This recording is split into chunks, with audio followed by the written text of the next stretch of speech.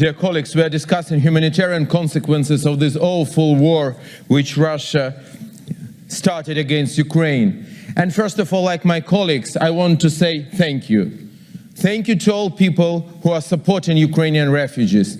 Thank you, merci beaucoup, vielen Dank, ačiū, paldies, dziękuję bardzo. I want to thank all people who really opened the doors of their homes for everybody who needs it. I want to thank those Polish people who came to the border, waiting for Ukrainians and taking in from the border, people whom they never knew. I want to say mulțumesc to those Romanians who did the same. And that is so touching. Now, even now I'm speaking and my heart is beating. Thank you so much. And what does it mean? It means, we often spoke here and other places about decline of Europe, about problems in European civilization. No, Europe is alive.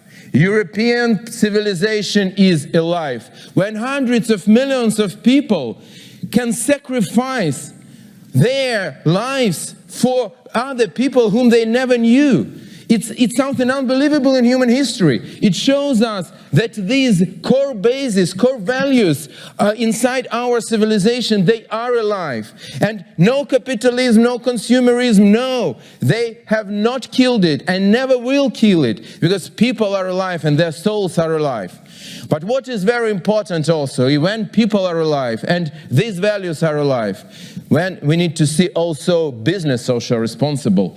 We need to see politicians also understanding this. I want to tell you a small story. In the southern part of Ukraine, Ukrainian forces took Russian tank in the battle. And I was there with our soldiers, and I was inside this tank. And we saw this T-90, very modern Russian tank, Vladimir, Putin, like Putin. Yeah, and that was killing Ukrainians.